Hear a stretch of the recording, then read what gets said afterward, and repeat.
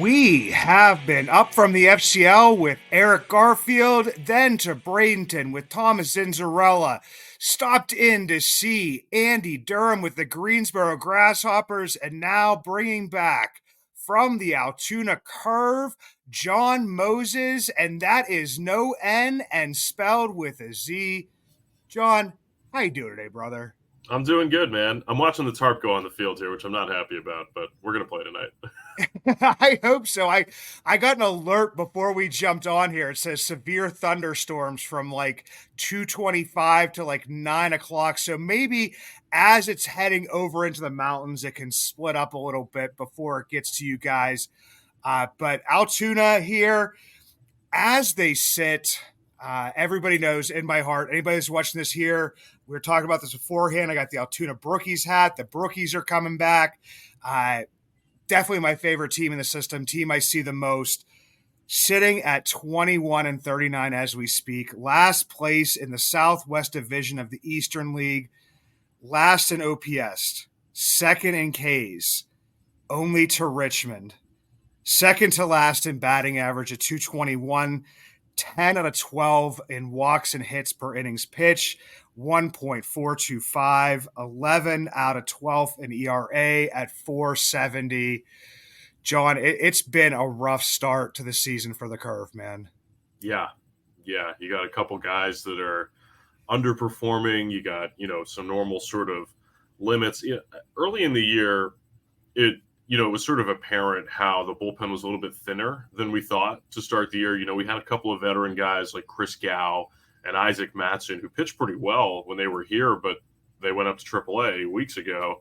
And there hasn't really been great reinforcements.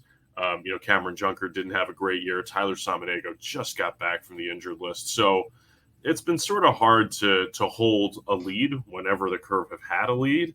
But, you're talking about the offensive numbers there. It's really been an up and down year for that group. Yeah, it's been very tough. And when I've had you on here before, talking about like not really looking at the record at times. I mean, as a Curve fan, you want to see your team win. The people that are out there in Altoona, there are people that are just specifically Curve fans. They're not, Pittsburgh Pirates prospect, junkies or watchers or whatever it may be. But last year, we saw Henry Davis come up to the major leagues, Joshua Palacios. We saw Liover Peguero. This year from, last year's team, you have Kyle Nicholas, you have Jared Jones. So there have been players that have kind of been coming up through, and you guys just lost another guy that if you thought the starting pitching and those whips and the ERAs, I mean, you lose a guy in Braxton Ashcraft to the Indians who had a great debut last night. I mean, that's kind of, if you're looking for individual types of achievements, I mean, Braxton's a good example of that. Absolutely. I mean, some of the best control and command of the strike zone that the Pirates have in their minor league system coming out of Braxton Ashcraft. I got a chance to talk to him after what ended up being his last start with us. He struck out 12 guys, didn't walk a batter in 7 innings in Richmond. And I was just sort of curious, where does this great control and command come from? And he said, well, my dad was my coach growing up. And, when I was 7, 8 years old, Dad, would catch, the bullpens that you do with your 8-year-old kid. He'd just sit on a bucket. And he said his dad would intentionally sit without a backstop behind him. And if Braxton would throw it past him or by him, Braxton would have to go get it. So, that in combination with his dad saying, look, if you don't throw strikes, you don't pitch. So it's sort of always been instilled in him at a young age that if you're going to pitch, you got to throw strikes. And then finally his body cooperates with him, right? You had the Tommy John in 21, missed all of 22, pitch count, pitch limit last year. And now he's just a full go, and we're seeing 3+ pitches. The curveball and slider are terrific. 96, 97 mile an hour fastball. And he throws it over all the time. He's not afraid about challenging hitters, and just really happy that he's healthy. I mean, it's a well-deserved promotion. He was easily one of the best 3 or 4 arms in the Eastern League this year. So Glad to see the AAA debut went well. I didn't expect otherwise, and since he's already on the 40 man, I wouldn't be surprised if he pitches in Pittsburgh this year. Yeah, and that's something that's been, I mean, even all over X, even today I was discussing that with some guys.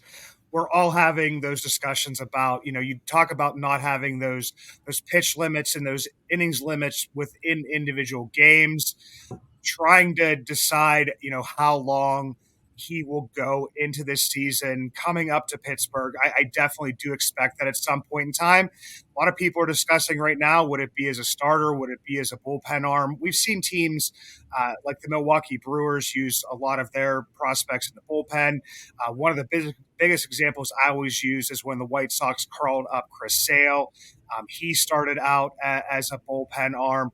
So, John, I'm not going to put you on the spot to kind of get into that discussion because he's sitting at about 60 innings at this point in time in his season. But definitely would see that he would be up in Pittsburgh at some point in time. They're going to need help. They always need extra arms. So my question to you kind of would be, is there like a next man up, a next man that would be, possibly pushing towards a promotion? I know that there's guys that have been, underperforming and struggling throughout this year, but if you had to kind of look towards those guys that may find their way up to Indianapolis, is there anybody you're thinking about right now? I think Sean Sullivan is probably pretty close. He's made 32 starts in Altoona, and 20 times he's allowed 2 runs or less.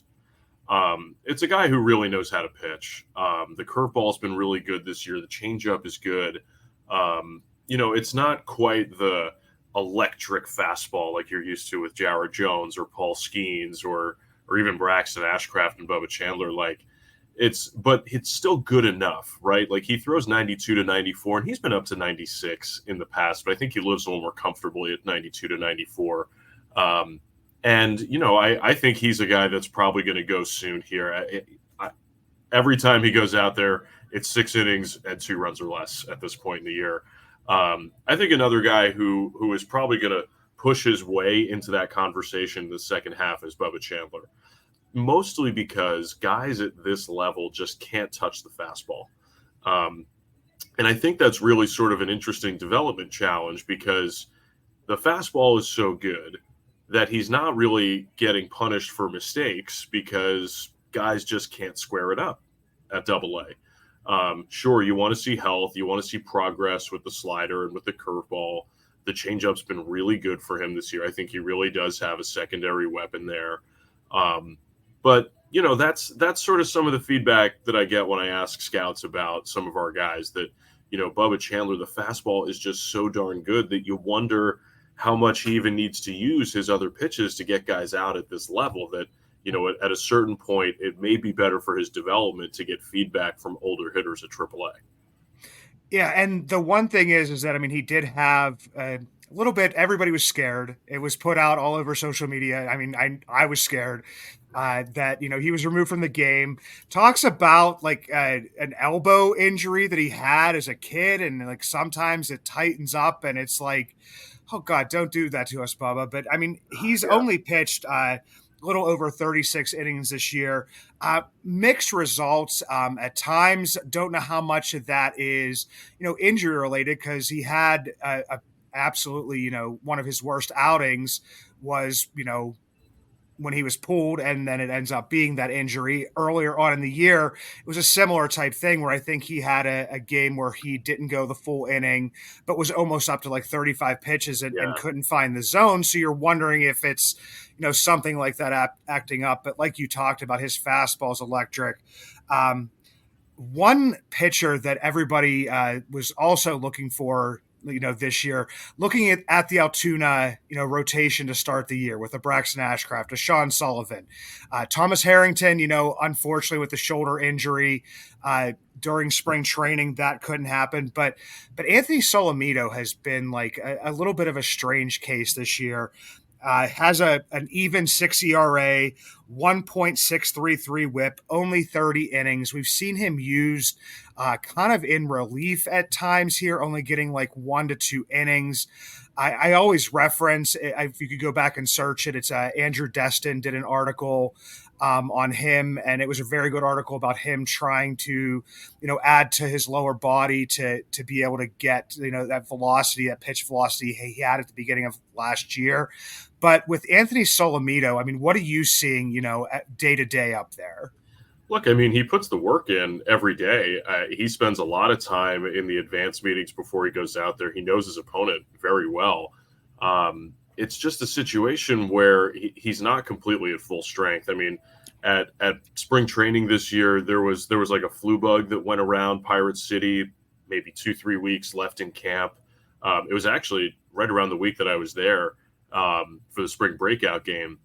And I was told that Solomito got hit pretty hard by that. He was supposed to pitch in that spring breakout game that ended up not because, he was thrown off kilter, right? He was under the weather for 4, 5, 6 days in a row. And it's a little strange that we haven't seen the same guy that we saw last year.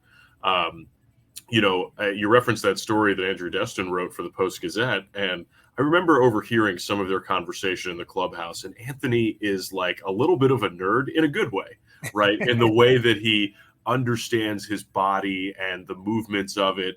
He was talking about in that situation sort of pronating versus supinating when he throws the ball. So, his arm swing is so unique, right? That lower 3/4 angle, it's long in the back.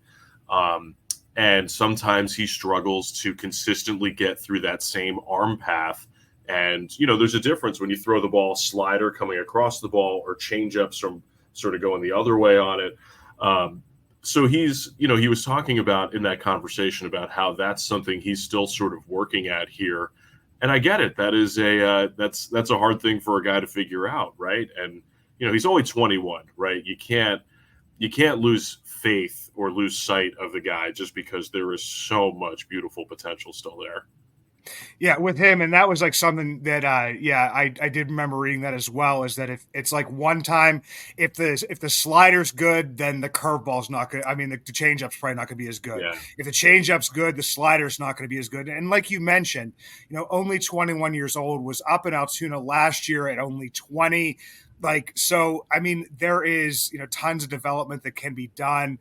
I think that like us as Pirates fans as well, looking at it from afar, you're looking at the pitching factory that the Pirates have been become, and when you see a guy slip even just a little bit, people just start to worry a little bit. But then, I mean, guys are developing and working on stuff even up into the major leagues. I mean, we've seen Jared Jones struggle in a couple of games recently where he wasn't finding the zone, and another one where his fastball wasn't working, so he had to learn to lean on that slider. But I'm going to go to the hitters here for a second, and I have to thank you once again for teaching me how to pronounce his name, and I tell everybody how to pronounce it now.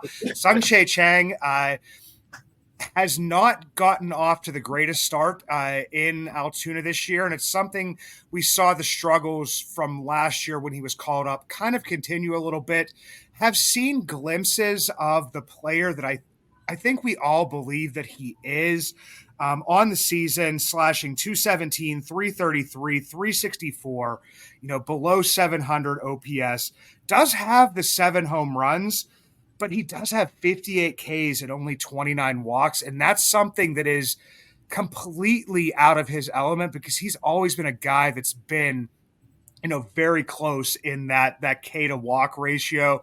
So what are you seeing from Chang this season? And like I said, I think he's been doing a little bit better for the past 3 weeks, maybe to a month. Yeah. Look, the defense is a lot better this year than it was last year.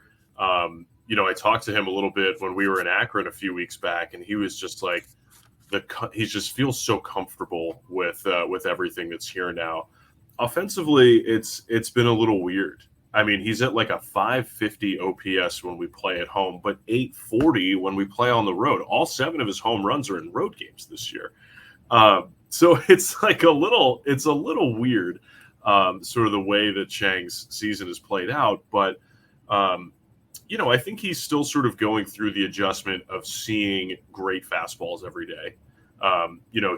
He's a guy that's going to get every opportunity to right himself. And, he's just missing a little bit in the strike zone, which has been pretty tough. That's that's often an indication that a guy is like a little bit late getting to the baseball through his swing.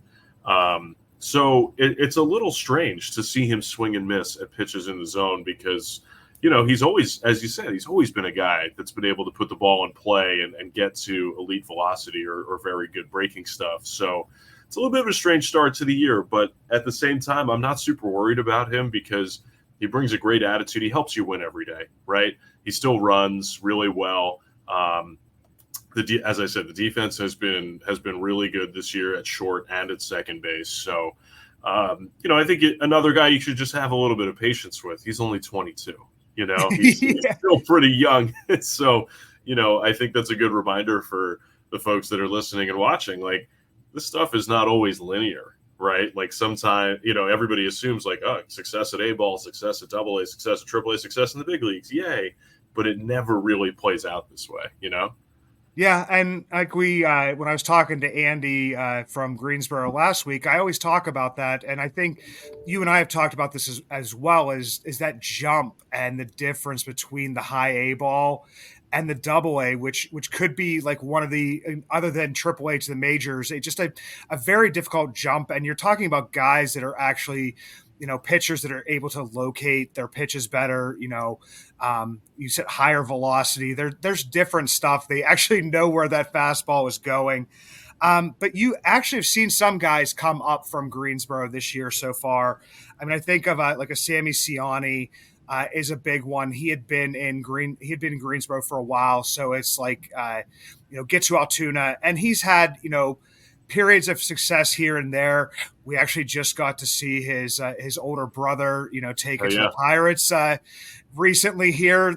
They say he's the best. His older brother, Michael, is the best bunter in the major leagues or most successful bunter. I think it would be, and the guy was fast as anything.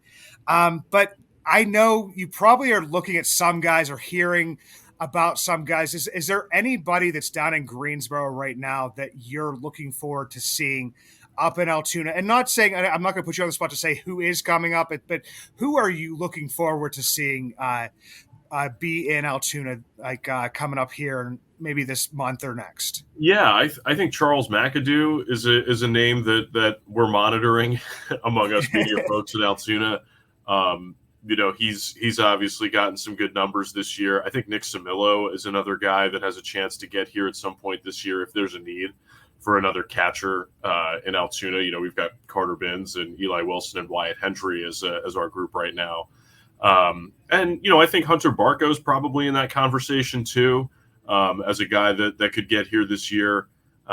It's sort of interesting because we joke about it a little bit that we always pull up the Greensboro box score each day to say, who could be coming, right? Who's playing well enough that could maybe help us because it's been a tough year in Curve PA on offense and in the bullpen mostly, but I think those are a couple names that I've been tracking. I was also told at spring training that Sean Ross has a chance to be really good. I saw he had a 3-homer game the other day. So, a guy that seems like he's pretty raw in terms of catching. I think he just converted there last year. So that's a guy that I was told spring training could be pretty interesting. So we'll see, right? And maybe a Jack Brannigan gets back out on the field here soon and could be helpful too. Yeah, and also, I mean, if there's a need in Indianapolis, then you pull from Altoona, and it can become that way. We've seen guys take jumps for little bits of times if there's like an absolute need, and the logistics of everything kind of work out. But last question here for you before I let you go and I get to my top 5 Pirates prospects and a little bit of the beer reviews. The question I have is there anybody that you're seeing there that may be on like the cusp of like righting the ship, getting like maybe a breakout and getting their numbers back up to maybe what we were looking forward to at the beginning of the season? Oh, I think it's Jace Bowen for sure. I was actually talking to one of our hitting coaches, Justin Orton. He was up here a couple days ago, and we were just chit-chatting, and I asked, I was like, I think Jace is doing something different at the plate, and he talked about, we've made a change where they sort of adjusted his hand position where he's a little bit, held a little bit closer to his body. And what that has resulted in is that he's been more direct to the baseball in terms of his bat path. So he's putting the ball in play more consistently. I mean, Jace has always been a guy that has chased pitches out of the zone based on what I've seen. And at least now when the pitch is in the zone against him, he's having more success. He's getting his barrel to it more often. And, I think that's part of the learning process for him. I think we have seen sort of some signs of it the last couple of weeks here that, he's chasing less and he's putting the ball in play more often when the ball is in the strike zone. So I think those are two really good indicators for him because he's got great power. I think he plays the game so hard. He had an awesome hustle double here in the first inning on Tuesday night, sort of set the tone, with a real aggressive base running play. And then Seth Beer hits a home run after that. And, we're sort of like, yeah, here we go. And, Jace has gotten better, I think, in the outfield over the course of the year here. It wouldn't surprise me if we look at his numbers sort of first half, second half, and we're saying to ourselves, wow, that he goes from sort of what's he at now, 220-ish as a batting average for the year, that, he could hit 275 or 285 in this league in the second half, and it may only show as like a 250 for the year, but no, he's made a pretty meaningful mechanical adjustment that I think has been helpful to him. Well, that's good to hear. I mean, Jace had played well in Bradenton, played well in Greensboro. And, Altoona, it may all start in Bradenton, but it kind of seems like that we kind of get to see who these players are when they get up to Altoona and get to some better competition and stuff. But, John, you're going to have a game to call here pretty soon, hopefully, like we were talking about before, if the rain holds off and it can split the curve there. But anybody that doesn't, please go follow Jon Mozes. Once again, it's John without an H and @ spelled with a Z. Follow the Altoona curve. Go out to Altoona if you can. I got to get back out there again.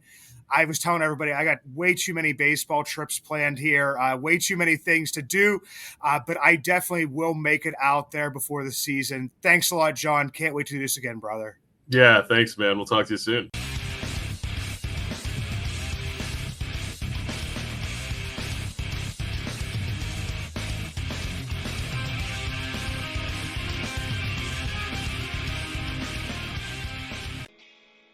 If you ever see me out and about in Pittsburgh, you will always recognize me, and not just because of the white beard, but also because of the Y that is always on top of my head, the hat I always wear. The Yins brand, proud partners with Bucs in the Basement. 3 dynasties, 1 brand, Yins.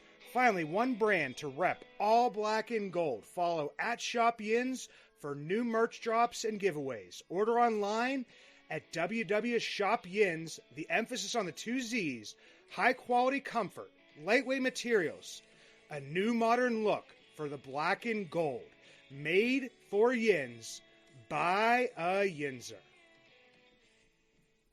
And we're back with the top 5 Pirates prospect performers, and I tried to mix this up at least a little bit because there have been some guys that have been performing, at all levels. I try to include the FCL at some point in time, maybe the DSL, but a guy that has been really catching my eye for the past, I guess it would be few weeks here, his last 4 starts down in Bradenton. It's Antoine Kelly. Antoine Kelly is not yet 21 years old, still 20 for a little bit longer for the most of the season here.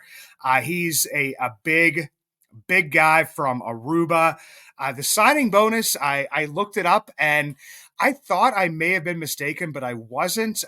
It's a not applicable. So it's basically, under $10,000. So it's a guy that the Pirates scouted and saw and wanted.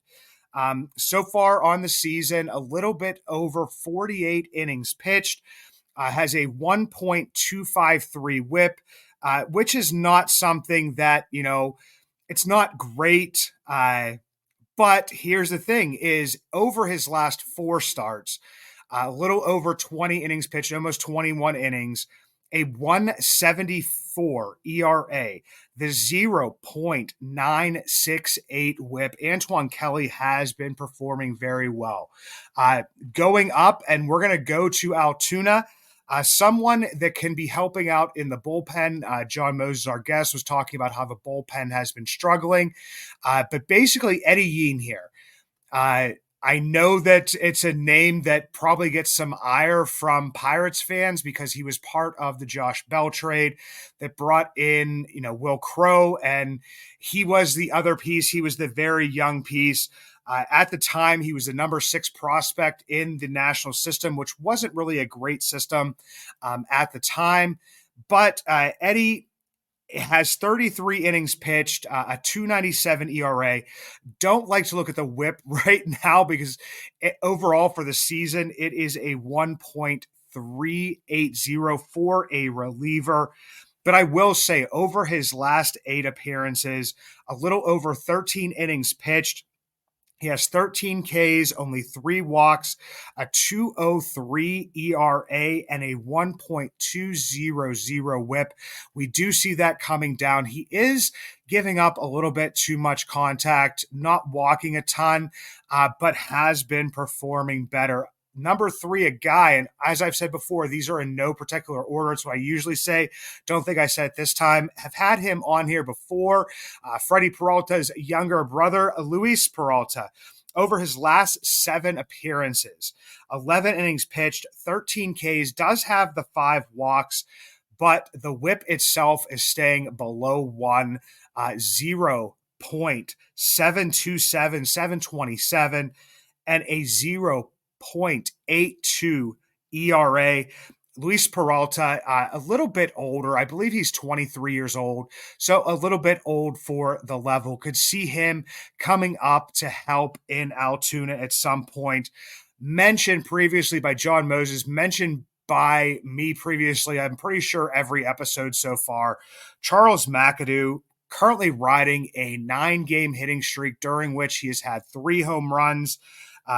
He basically, has 9 home runs on the season, and in those last 9 games has taken that from 6 to 9.